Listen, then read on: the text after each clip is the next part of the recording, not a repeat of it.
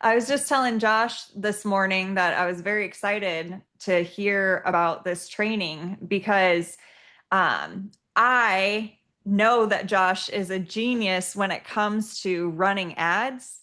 But he does it for me, right? I have the luxury of having Josh do ads for the company, but then Josh also does ads for real estate business and knows how to do ads as a real estate agent and knows how to teach agents to maximize their that's what we're doing it today on, right, Josh? Ads. Yeah, Okay. I yeah, just wanted to make sure because your eyes were really wide for a second. No, so I think it's really cool to see the how, right? A lot of agents have not mastered the how to actually not only get leads from these ads, but then convert them to do the right ads to convert. So I'm really excited to see this training, Josh. Thanks for doing it. absolutely. Um, so just to start off, I think one of the biggest things we need to understand is Facebook ads. A lot of people ran them back like in the early 2000s, and they were fairly successful, but not so much in real estate. They were very successful in e-commerce. And a lot of agents tried to run ads and had some success with it. But the biggest thing that I want to touch on today is the changes that have come to the Facebook ad ecosystem over the last year, and more importantly, how that affects your business within real estate. Um, Part of this training, I'm actually going to go into my ad account because we are actually running an ad in South Dakota right now. The goal with this ad is to really start building up a database of people that we can use as a referral business or also leverage that for recruiting people to the brokerage here in South Dakota. Because let's face it, the number one thing that everybody asks of their brokerage is they want leads. They want leads. That's one of the big things. Um, so the first part of it is if you've run Facebook ads before, forget everything that you knew, because back in November of 2025, they released their new ad algorithm, which they're calling Andromedon, and it totally changed the way that they're displaying ads to people, and more importantly, the targeting that's used. I'm not going to go into super in depth with this, but basically, what happened originally, Facebook was an audience targeting system. So, what that means is Facebook would go out and it would look at when you would run an ad, it would look at your friends and who interacted with your friends, and it would show those people the ad, which in some ways was really good in real estate because it kept you top of mind with people that were already in your sphere. The problem with it is it left out a lot of people that if you weren't connected to somebody, but they wanted to buy or sell a home and you weren't connected, there was a good possibility they weren't going to see your ad. So Facebook decided that in November of 25, they were going to roll out a brand new ad platform and totally rip apart their old algorithm for ads. And the biggest part of that is what they've gone to now is considered intent-driven algorithms for your ads. So what they're doing now, instead of looking at your friends and who you're friends with, they're looking at indicators of what you're doing online to try to guess what the next ad is going to be. And when you think about this, part of the reason this is so important and it's working so well now is because they're data mining our phones. And let's face it, everything we do on our phones, there's so much data there. And if you start looking at Zillow, you're probably going to start seeing houses and ads for real estate agents on Facebook. So that's the first part of this is forget whatever you knew because there's some major changes. Another big part of the Andromedon ad update was using AI at a very, very high level to not only service the ads, but then also using AI to display the ads to the right people. And part of this is the next part of this is in order for this to work, you have to give the ad algorithm a lot of different options. You can't, back in the day, we used to run a Facebook ad and we would have two different ads and we would test them and whatever one went, we just let that one run and it would just run. Um, the problem now is the ad algorithm and the AI machine behind the ad algorithm is looking at your ad creative and it's looking at the hook, the text of the ad, the image of the ad. It's looking at all that, trying to figure out who would be a good match for that ad. And if you're only giving it one option, it's not going to do a very good job. So when we get into the ad account later, I'll show you guys how we've set up our ad account and everything and how that's working. Um, just so you're aware, this system that I'm using for buyer and seller leads is the same exact system that we used to get agents. And when we were running ads for the brokerage to recruit, we had great success. And part of that is because even though two separate things, that AI algorithm understood that one of these ads was to get agents. And so we got a ton of agents. Um, and one of these ads was for buyers and sellers, which we're getting buyers and sellers right now in South Dakota. With this ad, it's working very well. So the next thing that you need to understand about the new Facebook ad, and it goes along with what we were talking about with giving it options, but it's going to look at your ad creative and it's going to decide who you think is a good fit for that. And a very good example of it, we had one ad that we ran as a brokerage that was basically all about training. That ad went out and it started getting people who weren't even licensed yet, but were thinking about getting licensed. And we've had some reach outs with those people now. The interesting thing about that is that ad was sandwiched in between two other ads that were non-training. They were different topic, and that ad went out and found those people. Now, the other two ads that it was sandwiched between in that ad group were ads for building downlines and one other thing. And those ads went out and got a totally different group of people. So it really kind of restored my faith in Meta that they kind of know what they're doing and that this ad algorithm is actually working very well. The other thing that you need to think about when we talk Facebook leads, to me, the way that we set them up, these are database builders.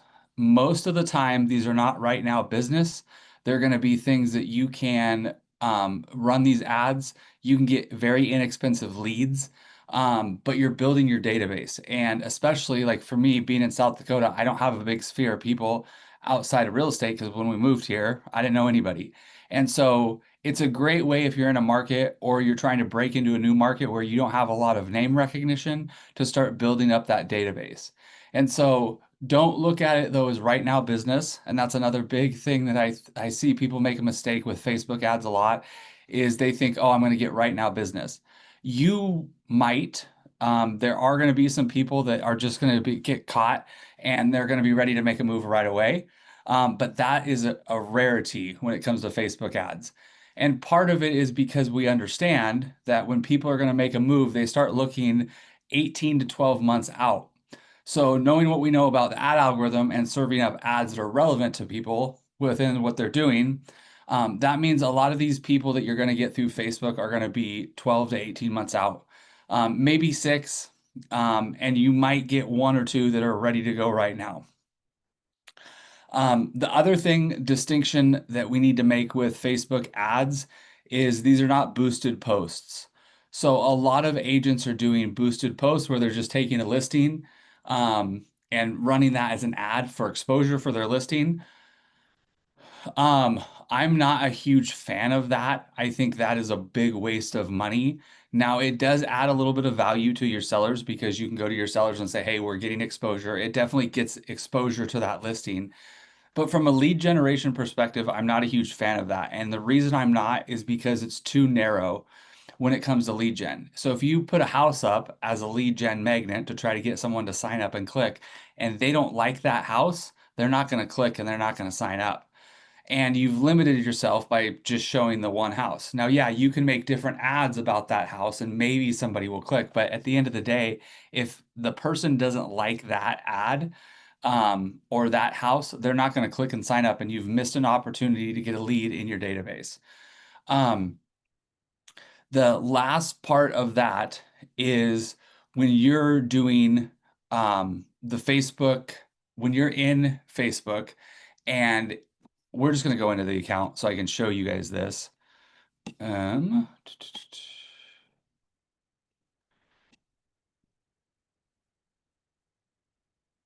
can everybody see that screen share? Yep. Okay.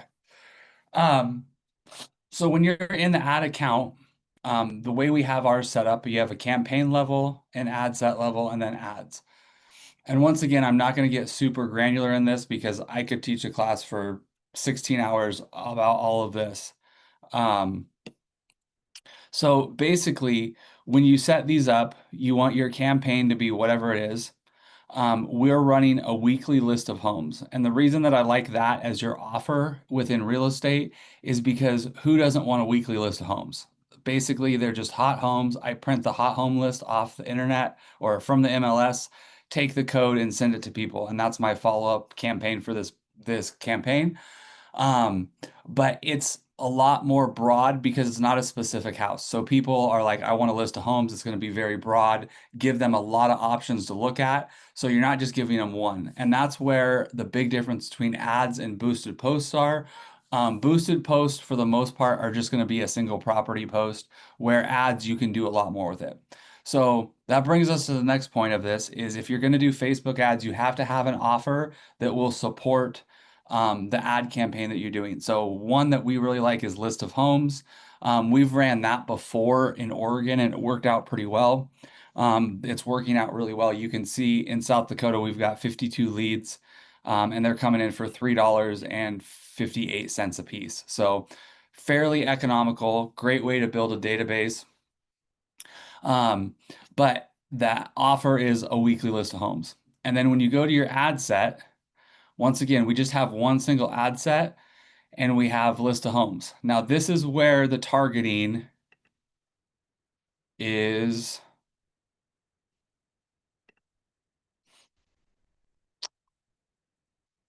going to be. Let me find,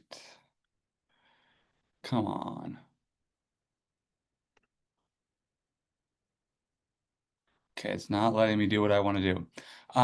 So as you can see, when you have your ad set, we have one ad set, and then we have our ads. Right now, I think there's 19 different ad creatives. And as you can see, the way we have these set up is they're all a little bit different because we want to give difference to the algorithm so it has options on what it wants to display and what it thinks is going to match and resonate with the people that it puts it in front of. So some of them are very similar, but the ones that are similar on the image part have very different ad text. Because once again, that's another thing that we can change that the algorithm is going to say, okay, let me read this ad text and find people that are relevant to it. Um, as you go down through these, you can see we've changed some creatives around, we've changed some colors around, just thing to catch people's eye. When you get down here, we changed up the ad totally. So we have some very different creatives, very much not the same. And it's because we want that algorithm to have options and display. Now, what you can do is once you start running some of these and you start seeing the data from them, like for example, this one has got 34 leads filled out. Um, because of that, we could go in here and start turning off some of these other ones. I am not a huge fan of that anymore because honestly, the algorithm is going to turn off underperforming ads and just not display them. So I don't think you need to go in there and turn them off, but some people are, like to micromanage their ad account and they do that. But I'm a fan of just letting the algorithm do what it does. That is one thing that Facebook has said and made very clear is that if you're letting the algorithm do what it does best, that the likelihood of getting better results is much improved, and you're not going to get as many bad leads if you're letting the algorithm do what it does. So um, I want to go in here. Um, so that takes care of the ad account and how we set it up. Um, Lastly, I want to go over the follow-up process for what we're doing. Because at the end of the day, if you have a good offer with a Facebook lead, you're going to get leads, but you need a follow-up plan to convert those leads because they're not going to convert on the first phone call, most likely. Hopefully they do, but that's not always the case. So for us, with our list of home ads, all we're doing is every week on Friday, I'm taking a hot list out of the MLS. I am putting that link in. They have in our MLS, we have a little link generator that will generate the link. And then I'm putting that link and sending it via text message to everybody that signed up for that ad, and then also to some other people in my database. But the cool thing about it is we're using the Reach app, or I'm using the Reach app to do that. The Reach app is really cool because it's a free tool that allows you to actually send stuff like mass text messages, kind of, but directly through your phone. And so you don't have to use like follow up boss or some of those where it says, puts the whole to unsubscribe, hit stop. You don't have to put those disclaimers because you're still manually sending a text message. It's not automatic. You do have to click through your phone to send out the messages. And that's how they got around the whole TPCC regulation about automatic text messages. So I'm a huge fan of the Reach app. If you don't use it, it's one of the most like, it's one of the simplest tools to use, and it's great for reaching out to a lot of people in your database. If you want to do a mass text to your database, you can send it through your phone. It comes up just like your iPhone. It's not like, some green bubble, it's a blue bubble. So it's an iMessage. It works really well, and it's free. There is a paid version where if you get so many people, you do have, but I think the paid version is like $5 a month. So super economical. I'd highly recommend if you want to use text messaging in your business to check out the Reach app. Um, the last part of this I want to talk about is the difference between markets. So one of the biggest things now with Facebook and the new ad algorithm is they've gone very granular when it comes to ranking competition in your market and adjusting your price per lead based on the competition. So, like South Dakota, obviously not a big booming market, especially where we're running these ads. Those ads that we were running are just in Rapid City. Um, so at the end of the day, it's not a booming market. It's, our average home sale is like 345,000, I think, right now. And so there's not a whole ton of competition here. The other thing that we looked at before we started that ad was what other ads were being run, and nobody is running an ad like that in South Dakota right now, or at least in the Black Hills where we're running our ads. So they're kind of on an island of their own when it comes to competition. But the big part of that is you have to look at it from the standpoint of cost per click. If there's more competition, it's going to be more expensive to run those ads because there's more people competing, and the ad algorithm does still use a bidding system, and so you're having to bid higher than other people.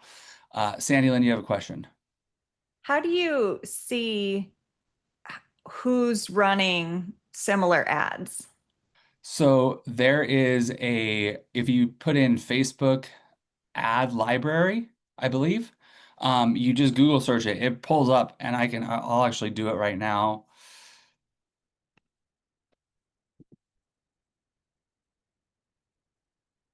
Because I think it'd be cool to have some sort of a process, like a checklist that's like, this would be a viable ad to run if, Yeah, you know, there's this percent, competition. If it comes back at this, how you check against your metrics when you're like, it's still learning. This amount of money is okay for now, and I am adjusting for it to go down, like those types of things to where people don't panic. yeah, That'd be really cool too. yeah. So I'll address the second part of that in a second, but I'll show you if you just go Facebook ad library, you Okay. click on it um, right here. So like if I'm looking for housing, you have to put in what category if you're general, but we're always looking for housing. Um, and you can just put in a city,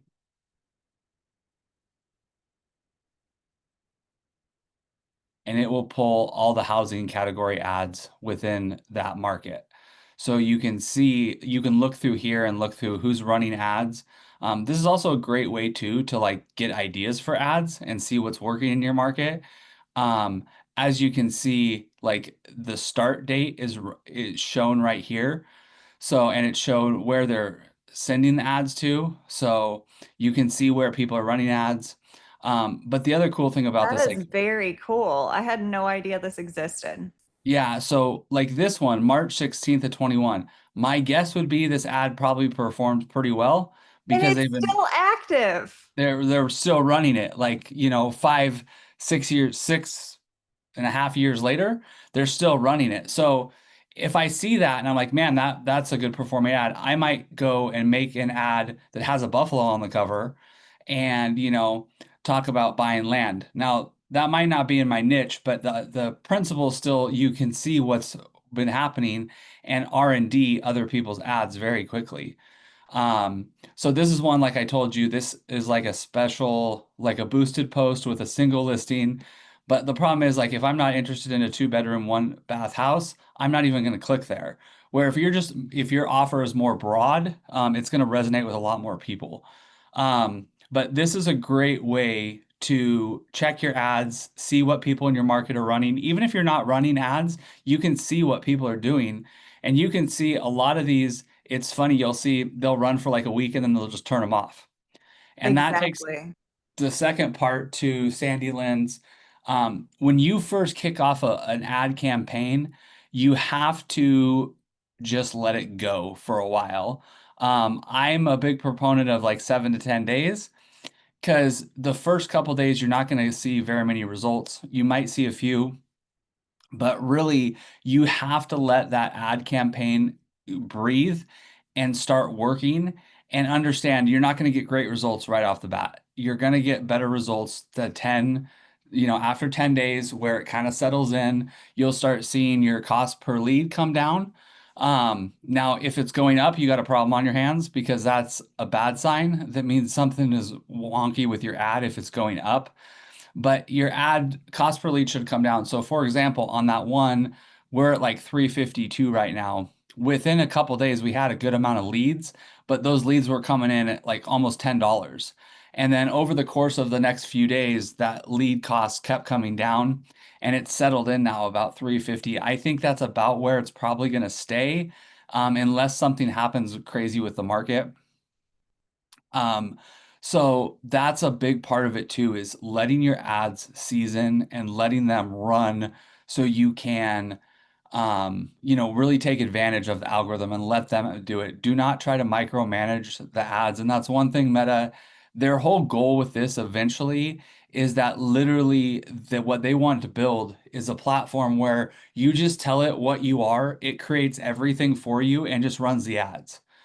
And I will tell you right now, running ads back 5 years ago was a lot more difficult than it is now because they're getting to the point where they're starting to see like, creating Facebook is actually creating your ad for you. You're just telling it what category you're in, and then it does everything for you because it has so much more knowledge than a single person because it's seeing thousands of ads go through every day. And I'd Um, also like to add for the real estate agents that are running ads for their listings, for instance, um, do not expect to sell your listing from that ad. You're running that ad to show off to your seller that you are maximizing exposure for their listing. And then you are picking up buyers and sellers for future deals. I have closed on many leads from that ad that I ran, you know, but years later. Okay. yeah. This is the long game when you are running real estate ads. The leads are a lot cheaper. When you're spending money on Zillow or Realtor, it's serious money, right? The leads are a lot cheaper, but you have to have the systems in place to properly nurture them, and then they will remember you and use you. Yeah. And like with our leads, I actually have a guy who I would put him in the category of like surprisingly pretty quick. He's looking to do a buy sell in September. And so, you are going to get those leads every once in a while that are hot leads, but for the most part, these are database builders that they're going to be in your CRM a while. You're going to have to nurture them. I'm a big proponent of finding the easiest way to nurture people because if you make your nurture systems too complicated, you're not going to do it. So that's why for Like me, that one guy that we were watching a video on our My Real Estate show where all he does is send cards, handwritten cards, yeah. instead of having some big complicated system, that's all he does. Yeah. And that's keeping it simple is super important when it comes to nurture, especially when you look at Facebook leads, because if you're spending if you've got a decent budget you're putting up every month, you could get hundreds or thousands of leads in a month. And the more complicated you make your nurture system for those 1,000 people, it's not going to happen. If you can make it very simple and do the same thing every day over and over again, you're going to see results from it. It's just going to take time. Um, the last thing I want to touch on is where to run your ads too. So back in the day, we would run an ad like a list of homes ad, and then it would go to our IDX website. Um, that was very old school thinking. What we're doing now is we're using Facebook forms. And so there's a form in that you can build out that basically collects information. It's a lead capture form. But the cool thing about it is it does not take people off of Facebook. Where if we send them to like our IDX website at Luxury Presence, we're going to take them off Facebook. Facebook does not like that because they want people on the platform to spend more time on the platform so they can display more ads and make more money. And so if you're sending people off the Facebook platform, your cost per lead is going to go up substantially. So if you just set it up with a lead capture form in there, they never leave Facebook. Facebook gives you an incentive and a price break, so you're not sending people off the platform. The other cool thing about those forms now, and they just rolled this out recently, is there's a double opt-in feature. So now instead of, people they used to put Donald Duck and 555 555. Now what you can do, and it will make your cost per lead go up because your conversion rate is going to go down when you add this step. But now what you can do is you can make them put in their phone number and then get a code to actually submit the ad. So it forces them to get like a double opt-in. Does a couple things for you. First of all, that double opt-in is very clear that you have the right to contact these people. The other thing is it forces them to put actual contact information in there so you can reach out to them. So that's all I have for today. If anybody wants help with their ads or wants to set the ad set like that up, I have no problem doing that for you. You do have to have a budget in order to run those ads. You don't just want to, throw $5 at it and then not get anything. But if anybody wants help with that, I'm more than happy to help walk you through that setup. It's a very, very easy process. That is one thing I will say. Meta has been making it much easier recently. So, but I'm more than happy to help answer any questions about that. But that's all I have for you guys today. Thanks, That was Josh. awesome. Yeah. I really like that double opt-in feature because that's so frustrating. Like Yeah. you get like fake information from you're like, Yeah. why did you even fill out the form? Well, and what's weird, like, so in South Dakota, I don't get fake information. Like people here, they actually put their real contact information. But in Oregon, it was a big problem. We would get, I would say, like 3 out of every 5 leads were just like fake info that you would never been able to reach out to these people. So that is market dependent too. And I think a lot of it is people in the Midwest are just more like, friendly. They don't mind getting calls and stuff. So that's been one thing that's been interesting to me. Yeah. Um, so Awesome. Well, thank you. yeah, Y'all ready to close it out? I think so. Okay. When in doubt, reach out, message us if you need us. We are here for you. We all started this morning with a blank slate at 0. So go out and talk to a buyer, a seller, or an agent today. Have a good one. Bye.